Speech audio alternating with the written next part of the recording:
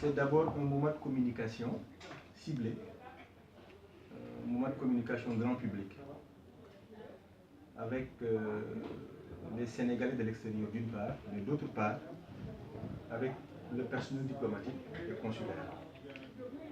Parce que la raison de leur existence ici à Paris, c'est la satisfaction des usagers, en l'occurrence des Sénégalais de l'extérieur. Et il est bon à un certain moment donné de marquer le pas, de voir par rapport à ces pratiques et ces services consulaires les niveaux de satisfaction et les niveaux d'insatisfaction, les points d'amélioration et les points forts sur lesquels on doit s'appuyer pour entreprendre l'année 2016 sous de nouvelles auspices. Et je crois que cette dialectique, autant le personnel consulaire que les Sénégalais en ont besoin, à l'état où nous en sommes. Mais d'ores et déjà, le choix qui est porté sur Paris et Madrid est justifié. Parce que nous savons que Paris, qui est une zone essentiellement d'étudiants, en 2012, pour pouvoir déposer sa demande de renouvellement de carte d'identité ou de passeport, il fallait faire la queue devant le portail du consulat. On n'avait pas la possibilité d'y accéder par un rendez-vous sur la base d'un toile ou d'un site internet qui est ouvert. Nous savions également que la prestation sur le plan de la production des passeports n'était pas aussi améliorée que maintenant. Aujourd'hui, à travers le monde, nous avons réussi à mettre en place 8 centres de production de passeports qui ont une capacité de production de 800 passeports par jour, sans compter les valises mobiles qui interconnectent les pays par rapport à la juridiction. Si on prend l'exemple de Paris, Paris qui connecte Luxembourg, qui connecte Bruxelles, et ainsi de suite. Madrid a son centre de production, Milan a son centre de production, qui connecte la Grèce, ainsi de suite, ainsi de suite. Donc c'est par ce système que nous cherchons à davantage améliorer pour que la production du numéro d'identification nationale, qui est utile pour disposer d'une carte d'identité nationale, autant au renouvellement que pour un nouvel dépôt, qui est également utile pour le renouvellement de son passeport, que ce dispositif soit huilé, que ça soit un vieux souvenir. Et c'est une directive du président de la République, et nous avons l'obligation de donner un contenu pour que plus jamais aucun Sénégalais ne se plaigne d'un souci d'accéder à un document administratif. Donc je pense que c'est toutes ces considérations que nous cherchons aujourd'hui à travers ces journées portes ouvertes à poser sur la table et à inviter les usagers ainsi que le personnel consulaire à discuter, échanger pour l'améliorer en perspective des années à venir. Indépendamment maintenant de cela, on va essayer aussi d'organiser une rencontre que nous appelons plus ou moins un forum institutionnalisé autour de 2 questions essentiellement. L'accès à l'immobilier et l'accès à la promotion de l'investissement productif. Et je l'ai dit tout à l'heure également, s'il y a une directive du président de la République qui dit que 30% des logements sociaux sont réservés aux Sénégalais de l'extérieur et que jusqu'ici, nous nous sommes rendus compte que c'est des souscriptions individuelles, il faudrait qu'il y ait une dynamique de promotion.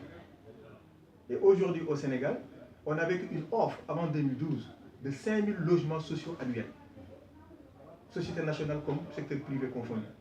L'objectif, c'est d'en arriver à 15 000 par an. Et les conditions sont réunies. Nous sommes venus avec un promoteur immobilier qui déjà dans une zone dans la banlieue de Dakar a 5000 logements et il met à disposition les 500 pour les Sénégalais de l'extérieur par rapport à Paris, systématiquement. Et avec des modalités tellement souples qu'il y a possibilité d'y accéder par un logement, par un crédit bancaire, mais également par une location-vente. Ce qui est encore beaucoup plus souple pour les Sénégalais de l'extérieur. Et je pense que cette perspective-là, que nous cherchons à créer ce dialogue et cette dialectique, qui permettra à tout un chacun de donner son point de vue. Dans la question de l'investissement productif aussi nous intéresse au plus haut niveau. Parce que le Sénégalais de l'extérieur, sa part de contribution au développement national n'a de sens que si nous mesurons à travers des indicateurs cet impact positif. Et nous nous sommes rendus compte aujourd'hui qu'au même niveau que l'agriculture, les Sénégalais de l'extérieur contribuent à hauteur de 10%, entre 9 et 10% selon les moments. Et si on l'améliore à 20%, on réduit la part de pauvreté au Sénégal à 2,5. Parce que toutes les familles au Sénégal se gargarisent d'avoir un fils qui vit à l'étranger. Et s'activent également pour que les conditions de vie de ce dernier soient les mieux améliorées. Parce que la famille dépend de lui. Les envois financiers en sont une parfaite illustration, qui est un argent privé, qui n'est pas également de l'argent qu'il nous faut continuer à laisser utiliser par les familles restées au pays de manière abusive. Et il y a un symbole qui est donné, considérant les Sénégalais de l'extérieur, à l'image d'une bougie qui est allumé sous le soleil. Il a un niveau de vie. Et si la famille ne s'en rend pas compte, lui également en tant que Sénégalais l'extérieur, et l'État également, c'est un produit en voie de disparition. Et nous tous, nous savons que la problématique migratoire aujourd'hui, même si ce n'est pas demain la veille, se durcissent davantage. Et il faudrait qu'on réfléchisse, nous, en tant que pays de départ, à pouvoir améliorer davantage les conditions de vie de nos compatriotes dans leur pays d'accueil, mais également à leur préparer le retour au Sénégal. Parce que c'est ce retour-là qui est le mieux attendu, en termes de transfert de savoir, de connaissances, de technologies, mais également en termes de transfert de moyens, moyens humains comme moyens financiers. Donc toutes ces problématiques-là, demain également à l'occasion du forum, seront posées et que chaque année, on aura un moyen de l'évaluer parce que ça sera un point de départ pour nous. Donc voilà un peu le décor sur lequel ces journées portes ouvertes sont organisées. Vous avez détaillé les différentes questions que je voulais poser. Donc moi, la mienne sera surtout, qu'en est-il de la 15e région promise par son Excellence, M. Macky Sall, aux Sénégalais de la diaspora? Un engagement qui est en train bien d'être étudié. À un certain moment donné, et on peut prendre en référence le décret de répartition des services de l'État, il y avait le Conseil supérieur des Sénégalais de l'extérieur qui existait.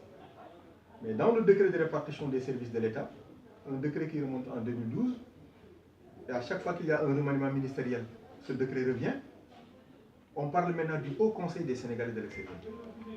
Et ce Haut Conseil des Sénégalais de l'extérieur doit être installé pour qu'il serve de parlement pour les Sénégalais de l'extérieur. Il sera genre assemblée régionale ou assemblée départementale, à l'image du découpage administratif au Sénégal. Mais mieux, ça tarde à voir le jour parce que le président de la République souhaite ériger la diaspora en circonscription électorale. Exactement comme le département de Dakar, le département de Podor ou le département de Djibel, pour ne citer que ces trois exemples. Les départements administratifs au Sénégal sont des circonscriptions électorales où, au prorata du nombre de députés élus au niveau national, 2, 3 ou 5 sont élus à l'image de chaque département. Le département de Dakar, par exemple, qui a, je crois, 5 ou 7 députés au Parlement, est une circonscription électorale. Et aujourd'hui, l'organisation qui est proposée et sur laquelle nous travaillons, et qui est une instruction du président de la République, c'est de faire de cette diaspora une circonscription électorale. Les députés qui représenteront dorénavant les Sénégalais de l'extérieur au Parlement ne seront pas l'émanation des partis politiques, mais seront l'émanation des associations elles-mêmes. Parce que c'est en circonscription électorale. Donc la question de la consécration de la diaspora en 15e région évolue très bien.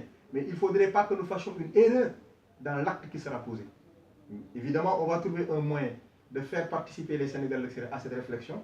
Mais pour l'instant, il faudrait que nous puissions leur proposer d'abord un draft sur lequel nous travaillons. D'accord. Les Sénégalais vivant ici en Île-de-France ces 2 dernières années ont eu un problème avec le fisc français. Est-ce que, monsieur le ministre, vous êtes au courant de ce problème? C'est quoi le problème? En fait, depuis 2 ans, ces Sénégalais vivant dans des résidents d'immigrés ici en France ont reçu des impôts salés parce que le fisc a reconsidéré leur situation matrimoniale ou patrimoniale. Et que du coup, ils ont reçu des impôts tellement salés qu'ils ont même commis un avocat pour que l'avocat puisse les défendre auprès du fisc français. Êtes-vous au courant de ces problèmes? Vous remercie de m'en avoir informé. Je n'étais pas au courant parce que c'est l'une des nouvelles questions aujourd'hui que le nouveau visage de la migration pose. Tous les pays cherchent à trouver autrement le moyen de contraindre les étrangers qui vivent chez eux à retourner chez eux, là où ils sont venus. La France n'est pas exception dans cette règle-là. Mais toujours est-il que nous avons des cadres harmonisés avec le gouvernement français à travers les commissions mixtes, comme les accords sur la gestion des flux migratoires, qui sont des cadres réglementaires entre les deux gouvernements pour aborder dans le fond ces questions qui sont posées. Et je citerai même l'exemple de la portabilité des droits liés à la protection sociale, où le gouvernement français aujourd'hui accepte que l'accord qui a été signé entre le gouvernement du Sénégal et la France depuis 1974 et qui a une seule fois été revu, c'est dans les années 80, que cet accord soit carrément revu et aligné au même titre que les retraités français. Je pense que dans l'année 2016, on va signer carrément cet accord-là dans la prochaine commission mixte qui aura lieu au Sénégal. Et on en profitera pour poser évidemment cette question liée un peu à l'assiette fiscale concernant les Sénégalais qui vivent ici en France. D'accord. Est-ce qu'il y a une évolution dans les dossiers des Sénégalais de l'extérieur qui ont été assassinés? Une très bonne évolution. Là, je parlerai sous le contrôle de la directrice de l'assistance et de la protection des Sénégalais de l'extérieur. Nous avons fait le listing de tous les cas de morts tragiques de compatriotes à l'étranger. Déjà, nous sommes à peu près à 126 cas de décès dans l'année en cours. Et dans ces 126 cas, nous avons à peu près 29 cas de décès tragiques. Soit c'est des morts par accident, ou c'est des actes qui sont commis, des actes criminels qui sont commis les concernant. Et tous les cas ont été répertoriés avec un suivi rapproché en relation avec la mission consulaire dans laquelle l'acte a été commis.